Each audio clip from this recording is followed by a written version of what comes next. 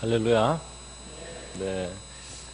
오늘도 우리에게 이렇게 평화로운 주일오후를 주신 주님께 감사드립니다. 제가 한번 기도하겠습니다. 고마우신 아버지여, 감사드립니다. 오늘 이 시간 저희들에게 주신 이 귀한 평화를 누리며 우리가 하나님 앞에 마음껏 찬양할 수 있게 해주심을 감사드립니다. 이 시간 하나님의 말씀의 교훈을 우리가 받기를 원합니다. 우리 한 사람 한 사람에게 교훈을 주실 뿐 아니라 우리 하나님의 마음을 저희들에게 전하여 주시고, 또 주님께서 우리의 마음을 만져주셔서 우리의 마음이 하나님이 주시는 것으로 고침을 받고 또 세임을 얻고 또 강건하여지고 또 깨끗게 되게 하여 주시옵소서. 이 시간을 주님께 부탁하오며 고마우신 예수님의 귀하신 이름으로 기도드립니다. 네, 오늘 사랑과 빛으로의 삶, 이렇게 제목을 잡아봤습니다. 우리 두 부분으로 나뉠 수 있겠는데 8절에서 10절까지는 사랑에 대해서 말씀을 하고요, 또 11절에서 14절은 빛의 갑옷을 입자, 혹은 낮에 속한 자와 같이 살자, 경건하고 단정한 생활, 빛으로서의 삶을 말씀하고 있습니다. 이 사랑의 원리, 그리고 경건하고 단정한 이 삶의 원리, 빛과 같은 그러한 삶의 모습, 이 두 가지가 오늘 이렇게 함께 묶어서 제가 한번 말씀을 전하려고 합니다. 이것이 이제 우리 신자의 삶의 또 중요한 원칙이 되겠습니다. 먼저 우리 그리스도인의 삶은 우리 하나님께서 우리를 자녀로 삼아 주셨기 때문에 아버지이신 우리 하나님을 본받는 삶을 살으라고 말씀을 하고 있습니다. 어떻게 사람이 하나님을 본받을 수 있는가? 그렇게 생각할 수 있지만 너희들은 하나님을 본받는 자들이 되라. 성경은 그렇게 분명히 말씀을 하고 있습니다. 그런데 하나님이 하나님의 그 모습이 어떠냐 했을 때요, 요한일서 4장 16절을 우리가 한번 보겠습니다. 한번 같이 한번 4장 16절 함께 읽겠습니다. 시작. 하나님이 우리를 사랑하시는 우리가 알고 믿었노니 하나님은 사랑이시라. 사랑 안에 거하는 자는 하나님 안에 거하고 하나님도 그의 안에 거하시느니라. 그래서 아멘. 네, 하나님은 사랑이시라 그랬죠. 네, 정말 하나님이 사랑이시라는 이 사실은 정말 고마운 일이고, 정말 기쁜 일이고, 정말 이거 이상의 반가운 소식이 없습니다. 하나님이 사랑이 아니라면 어떻게 하겠습니까? 그죠? 하나님이 사랑이라는 것, 우리가 생각할 수 있는 가장 좋은 것인데요, 그것이 하나님이시고, 그리고 우리가 그 하나님 안에서 사랑하면서 살아가는 이 삶을 하나님이 원하신다 하는 것은 우리에게 정말 복된 진실이라고 할 수 있겠습니다. 또 하나님에 대해서 한 가지 더 말씀하고 있는데, 요한 1서 1장 5절의 말씀입니다. 요한 1서 1장 5절 같이 한번 읽겠습니다. 시작. 우리가 그에게서 듣고 전하는 소식은 이것이니 곧 하나님은 빛이시라. 그에게는 어둠이 조금도 없으신다는 것이니라. 아멘. 그래서 이 하나님은 또 어둠이 전혀 없으신 분이다. 하나님께는 끔끔한 것이 없단 말이죠. 하나님은 밝고 깨끗하고 그런 하나님이시다. 거짓이 없으시다. 참되시다. 또 선하시다. 모든 또 좋은 것이 이 빛과 관련이 되겠습니다. 그래서 하나님이 사랑이신 분이고, 또 하나님이 빛이시라는 이 말씀, 그 말씀하고 지금 우리가 보고 있는 이 로마서 13장 8절에서 14절, 이 사랑에 대한, 우리가 사랑하는 자가 되어야 된다 하는 이 말씀, 또 우리가 빛의 갑옷을 입고 살아야 된다, 낮에와 같이 단정히 살자, 그렇게 말씀하는 이것이 다 통하는 것이 되는 거죠. 네. 또 이 사랑하는 것과 빛과도 관계가 있습니다. 사랑하는 자는 빛 안에 빛에 거하고 형제를 미워하는 자는 어둠에 처해 있다. 이런 말씀이 요한 2서에 보면은 있습니다. 그래서 이 빛과 사랑, 이것도 역시 또 함께 원래 가는 것이죠. 빛 가운데 있다 하면서 그 형제를 미워하는 자는 지금까지 어둠에 있는 자요. 형제를 미워하는 마음이 딱 있으면은 그만큼 어둠이 들어와 있는 겁니다. 그의 형제를 사랑하는 자는 빛 가운데 거하여 자기 속에 거리낌이 없으나. 사랑하는 마음. 우리가 미운 마음이 생겨서 쳐다보기도 싫다, 이렇게 되면 어둠이 들어와 있는 겁니다. 그래서 우리가 어떤 사람이든지 반갑게 볼 수 있는 그 마음에 빛이 있는 거예요. 빛을 가지고 있는 거예요. 내가 미워서 쳐다보기도 싫단 말이죠. 이렇게 되면 그 어둠이 있습니다. 그 사랑이 결여된 곳에, 그리고 우리가 주님의 생명을 풍성히 누릴 수가 없게 되는 거예요. 그의 형제를 사랑하는 자는 빛 가운데 거하여 자기 속에 거리낌이 없으나. 뭐 어떤 사람이 잘못할 수 있습니다. 잘못하면 잘못하는구나, 그건 사실을 뭐 잘못하는데 잘못이 아니라고 그렇게 바꾸는 게 사랑은 아니죠. 사랑해도 저 잘못이다. 잘못하지만 저 사람이 바로하고 잘 되기를 바라는 마음을 가지는 거죠. 그래서 잘못하니까 내가 미워한다, 이렇게 되면 이 어둠이 들어오는 겁니다.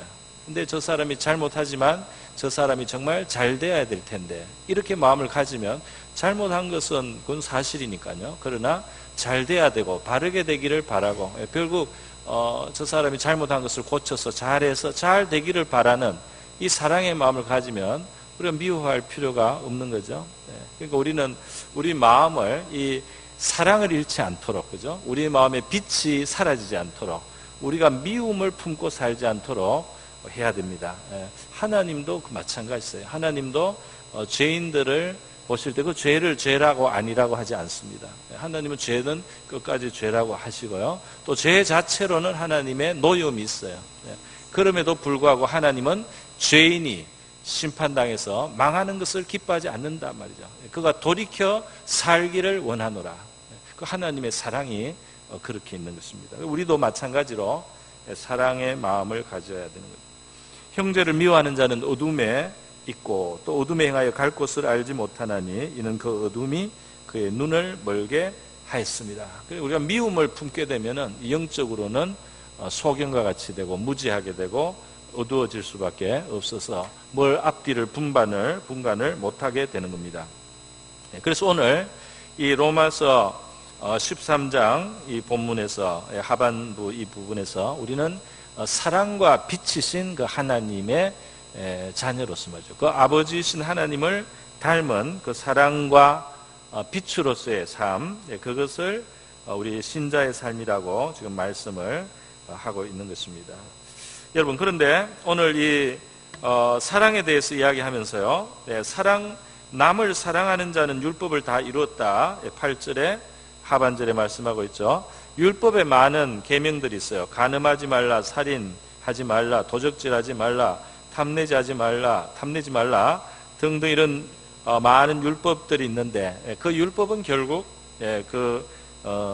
율법의 심장이 무엇이냐 하면은 이웃을 내 자신과 같이 사랑하라는 그 말씀이 그 심장이고, 이 뭐를 하지 말라, 남을 해치는 거죠. 간음하지 말라, 간음하는 것, 살인하는 것, 도적질하는 것, 이런 것이 남을 다 해치는 겁니다. 상하는 거죠. 유혹을 받을 때, 죄의 유혹을 받을 때는 이게 심각한 악이라고 생각을 그게 잘 안 다가오기도 하죠. 내 눈에 탐나는 게 있는데 이걸 탁 가지면은 얼마나 좋나. 내가 이거를 그냥 그저 탁 가지면은, 그 이제 말하는 도적질하는 건데, 탁 가지면은 공짜로 이게 생기면 나한테 얼마나 유익하냐 말이죠. 굉장히 이게 탐스럽습니다. 그죠? 굉장히 이게 정말 욕구가 생기는 거죠. 그러나 이제 그것을 거꾸로 놓고 봐야 되는 거죠. 내가 애쓰고 수고해서 만들어진, 내가 아주 땀을 흘려서 이룬 그 결과가 있는데 도적을 맞았습니다. 그 어느 날 누가 들고 갔어요. 그 마음이 얼마나 쓰라린지 몰라요. 그죠? 그 마음이 얼마나 허탈하고 괴롭습니다. 그죠? 그래서 이 율법은 대접받고자 하는 대로 대접하라. 그 원리가 율법의 원리라고 했는데, 바로 우리는 우리가 한 일에 대해서 우리가 또 우리 자신에 대해서 존중받기를 원하고 지킴을 받기를 원하고 이렇게 하는 그 우리의 정당한 소원이 있는데요. 이 훔치는 것이라든지 또 무슨 살인을 한다든지 또 간음을 한다든지 이런 것들은 사실은 굉장한 그 상처와 피해를 상대방들에게 주는 것이 되는 거죠.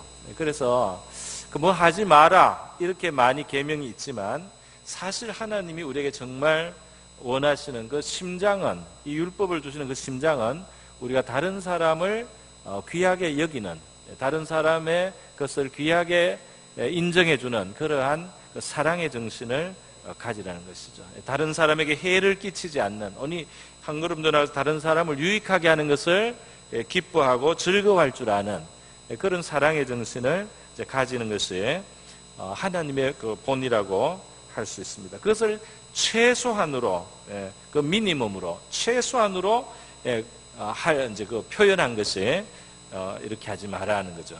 이렇게 간음을 하지 말라, 살인을 하지 말라, 도적질하지 말라. 이것은 최소한으로 그 사랑의 최저 그 분량을 말한다, 이렇게 말할 수가 있겠습니다.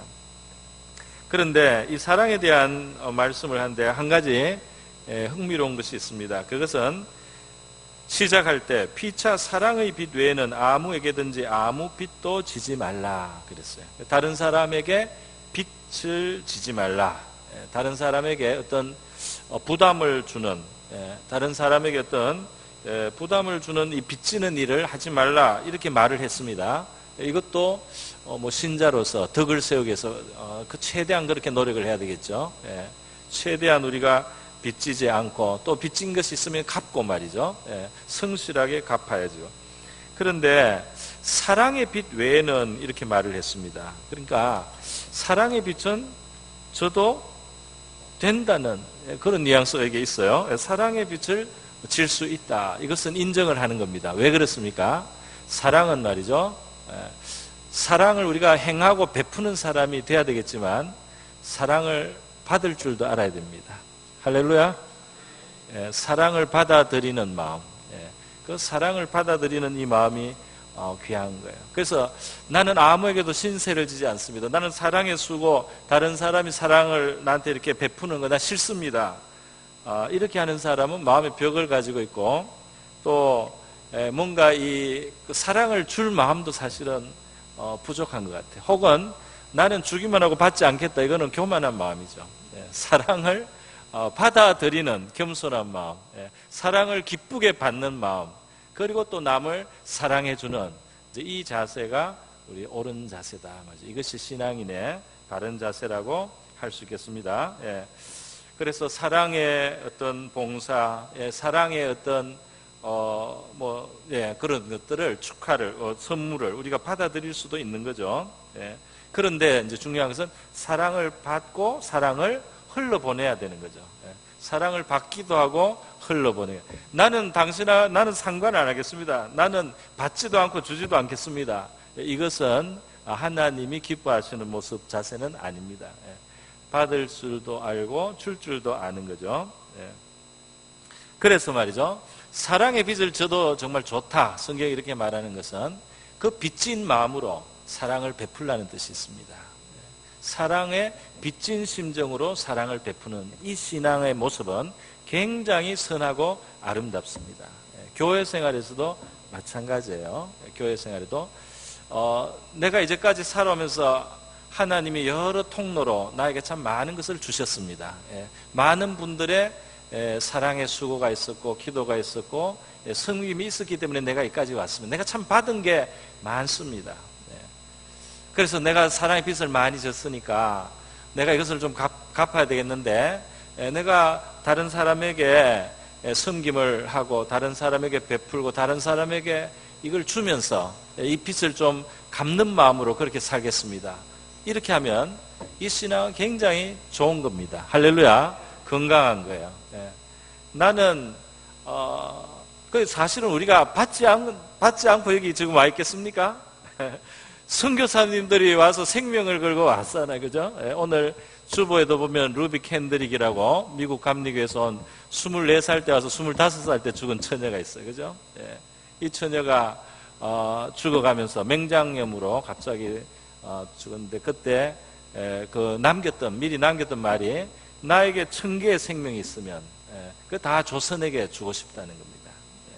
그 사랑을 가지고 왔어요. 그렇게 해서 꽃다운 나에 희생을 했는데 이 처녀가 그렇게 죽으니까 그 위에서 모여서 기도해 주던 난감리교회 선교 같이 하던 그 청년들이, 연합회 청년들이 20명이 또 우리 한국에 헌신을 했어요.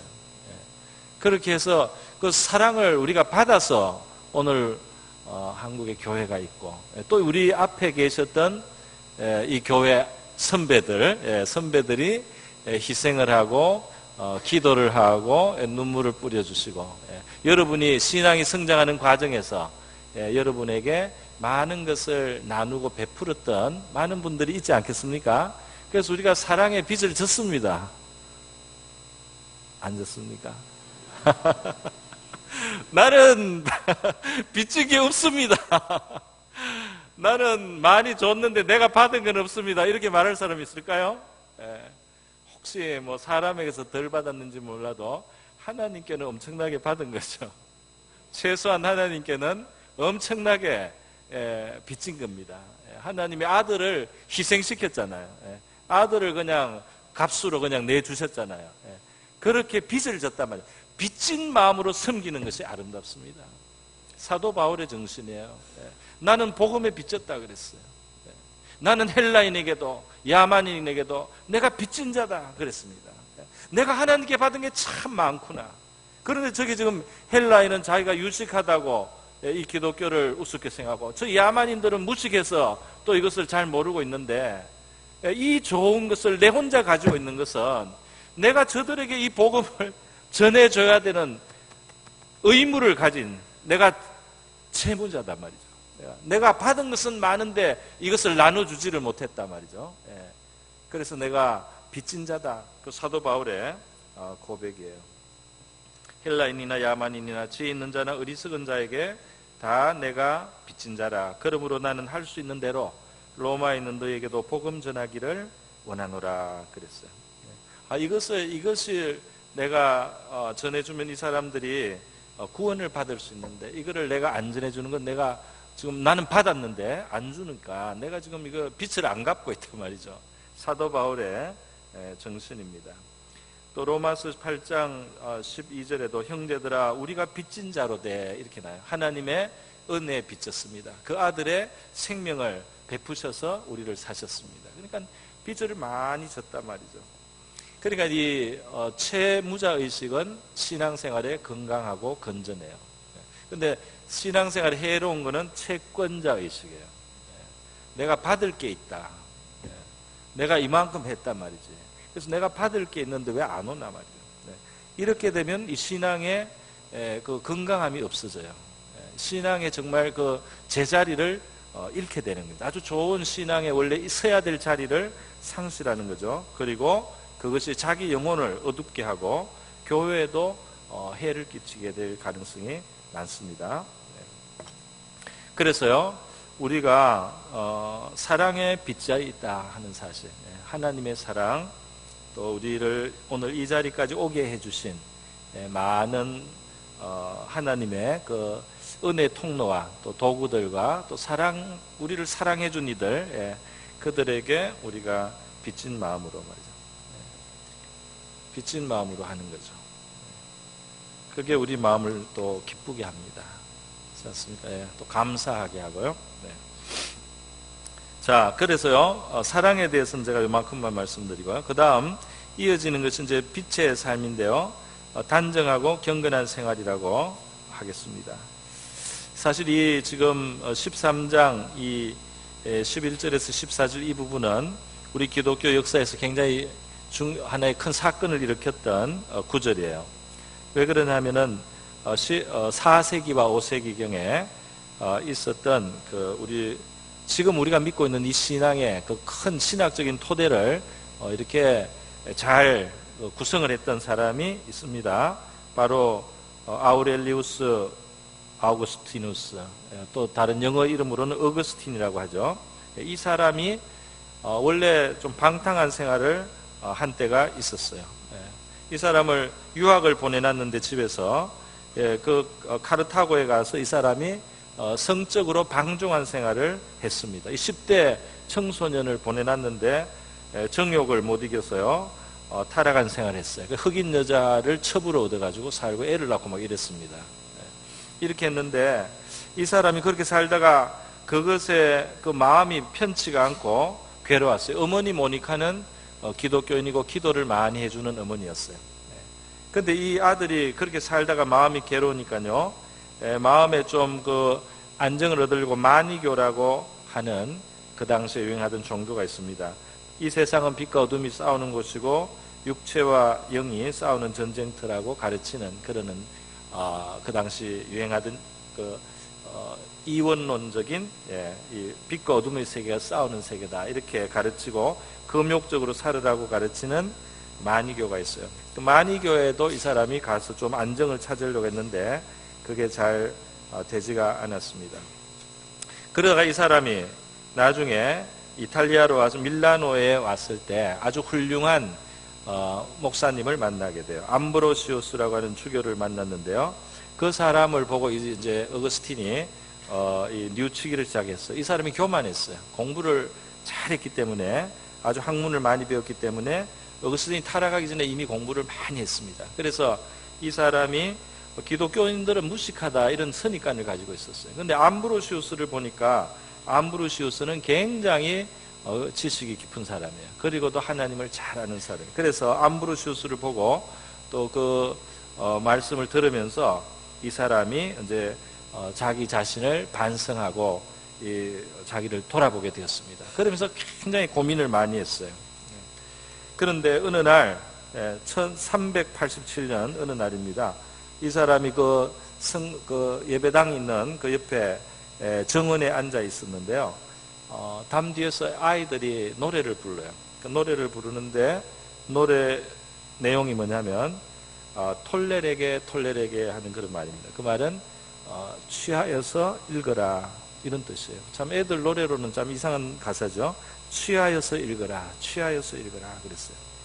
근데 이 사람한테는 그게 하나님 말씀처럼 들렸습니다. 그래서 옆에 있는 책을 딱 잡아서 취해서 읽었어요. 딱 폈는데 이 로마서 13장이었어요.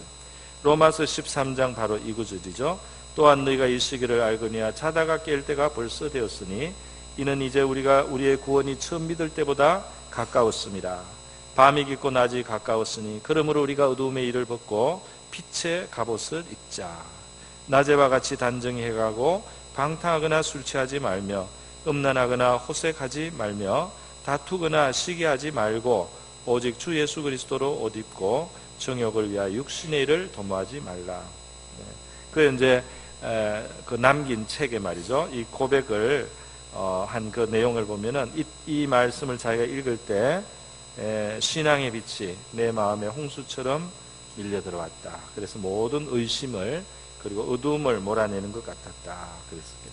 이것이 이제 어거스틴이 신앙으로 확 돌아서는 계기가 되었어요. 그래서 어거스틴이 그 자리에서 하나님 앞에 기도를 했습니다. 참 신앙인으로 앞으로 살아가겠다고 그렇게 다짐을 하고요. 이 사람이 그 위로 우리가 지금 가지고 있는 이 신앙의 그 지식 있죠. 신학적인 지식의 그 토대가 되는 굉장히 많은 것은 어거스틴에게서 다 나온 거예요. 많이 이 사람에게서. 이 사람이 성경을 제대로 잘 해석을 한 것이죠. 이 사람은 이제 자기 옛날에 지은 죄를 회개하면서 언둔해서 수도사로 조용히 살려고 했는데 그게 안 돼요. 사람들이 막 찾아와서 알아보고 막 데려가요. 그래서 히포라고 하는 도시에 북아프리카 도시에 주교가 되었습니다. 자기는 은둔하려고 해도 안 되는 거예요. 그리고 이단들과 그 당시에 그 변론을 하는 데 있어서는 여러 가지 중요한 그런 교리들을 잘 세우는 역할을 했어요. 이 로마서 13장 11절로부터 14절의 이 말씀은 그런 역사를 한 개인에게 이렇게 우리 기독교 역사에 큰 영향을 준 바가 있다 이 말입니다. 자, 그런데 오늘 이 말씀에서요, 저는 한번 한 가지 주목을 하려고 합니다. 그것이 뭐냐면 이 우리가 단정한 생활, 경건한 생활을 해야 된다 이 말씀을 하면서 강조한 것이 있는데 그게 뭐냐면 때라는 거예요. 시간, 시기. 너희가 이 시기를 알거니와 깰 때가 되었으니, 그죠? 너희 구원이 처음 믿을 때보다 가까웠다. 시간이 가까웠다. 그죠? 또 밤이 깊고 낮이 가까웠으니 전부 다 시간의 이야기죠. 시간의 이야기를 많이 하면서 단정하고 경건하게 살 것을 권면하고 있습니다. 왜 그렇습니까? 지금 있는 이 어둠의 일들 말이죠. 여기 지금 나열했습니다. 방탕, 술 취함, 음란, 호색, 또 다투거나 시기하는 것도 정욕적인 일이라고 들어가 있네요. 이렇게 죄의 이러한 모습들은 이 어두운 밤의 시간에는 이것이 이제 있지만 낮의 시간이 왔을 때는 너무 어울리지 않는 것이죠. 밤에는 이게 밤거리에 말이죠. 이러한 문화나 이러한 것들이 어느 정도 우리가 이게 좀 어울려 보이는데요. 이게 낮에는 이게 너무나 어울리지 않는단 말입니다. 그런데 지금 이 시대는 아직은 밤이지만 이제 낮이 가까워오고 있다는 겁니다. 이제 밝은 그 날이 오고 있는데 그 밝은 날이 왔을 때 너무나 어울리지 않는, 너무나 거기에 맞지 않는 바로 이러한 그 밤의 일을 우리가 계속해서는 안 된단 말이죠. 다시 말해서 우리 성도들은 거룩한 하나님의 나라가 임할 때 그 나라에서 살게 되는 그 나라에 속한 사람들인데 미래의 빛의 나라가 이루어지고 어둠은 다시는 없게 되는 그런 시간이 우리에게 다가오고 있는데 이 지나가는 죄악의 세상에 우리가 묻혀서 같이 사는 것은 우리에게 어울리지 않는다 이 말입니다. 그 다가오는 빛의 시대, 이 거룩한 시대가 있는데 그것을 우리 성도들은 앞당겨서 지금부터 살기 시작하는 것이다. 그렇게 말하는 거죠.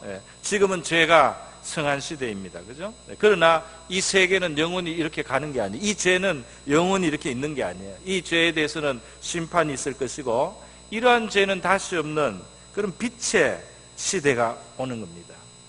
거룩한 시대가 오는 겁니다. 성도들은 미리 그 빛의 삶을 지금부터 살기 시작한단 말이죠.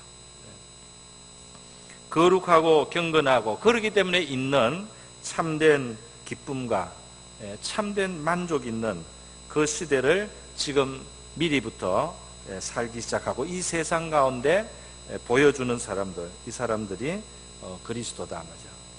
다가오는 거룩한 시대를 앞서서 살기 시작합니다. 오늘 우리 성도님들 보면은 정말 새벽부터 일찍 활동을 하시더라고요.